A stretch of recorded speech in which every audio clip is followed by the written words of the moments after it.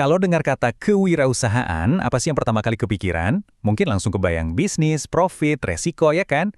Tapi coba deh, lupakan sejenak semua itu. Kita bakal ngebongkar sebuah filosofi yang jauh lebih dalam dari itu.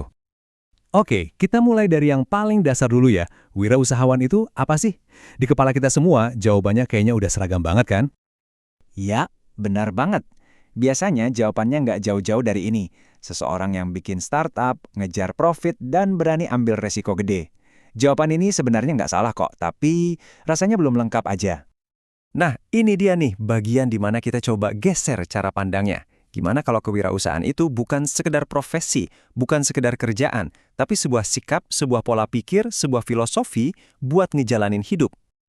Oke, kita masuk ke bagian pertama. Di sini kita bakal coba definisiin ulang kewirausahaan.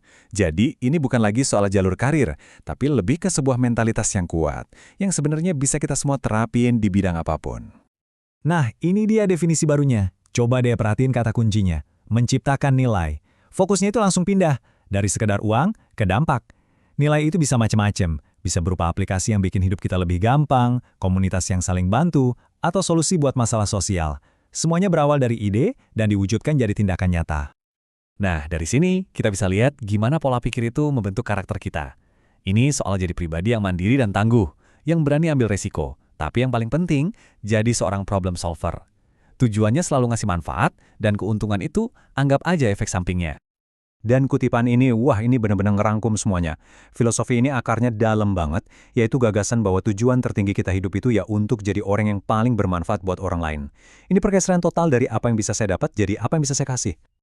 Oke, pola pikir sekeren ini pasti butuh fondasi yang kuat kan? Nah di sini fondasinya adalah 4 pasang nilai inti yang jadi pilar dari semua filosofi ini. Keempat pasang nilai yang berakar dari tradisi pesantren ini tuh bukan cuma pajangan loh. Inilah yang bikin beda. Ikhlas dan amanah itu artinya semua tindakan kita tulus, bukan cuma hitung-hitungan untung rugi. Mandiri dan disiplin itu ngebentuk etos kerja yang kuat. Sabar dan tanggung jawab jadi bekal kita pas ngadepin kegagalan. Dan yang terakhir, gotong royong, ngingetin kita kalau sukses sejati itu sukses yang bisa ngangkat komunitas bareng-bareng. Ini kayak kompas moral yang ngarahin semuanya ke tujuan yang lebih tinggi dari sekedar profit. Oke, tadi kita udah ngobrolin apanya dan kenapanya. Sekarang bagian paling asiknya nih. Gimana caranya? Gimana cara nanemin filosofi ini ke diri kita? Jawabannya bukan dengan ngapalin teori. Kutipan ini tuh kayak janji utamanya.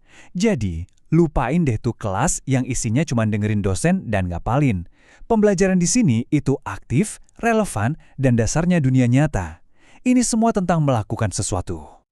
Jadi, proses belajarnya tuh jelas banget dan praktis abis. Pertama, kita cari masalah beneran yang ada di sekitar kita. Terus, kita analisis kasus-kasus serupa yang ada di masyarakat. Dan puncaknya, kita ciptain solusi yang konkret lewat sebuah proyek. Benar-benar siklus learning by doing sejati. Bahkan cara nilainya pun nunjukin filosofi yang sama. Coba lihat deh porsinya. Tugas dan proyek itu dominan banget kan? Ini bukti nyata kalau yang diukur itu bukan ingatan kita, tapi kemampuan kita buat menerapkan ide jadi kenyataan. 90%! Wow, angka ini udah ngejelasin semuanya kan? Nilai kamu itu datang dari apa yang kamu ciptakan dan kontribusi nyata yang kamu berikan, sesimpel itu. Intinya, kutipan ini benar-benar jadi kesimpulannya.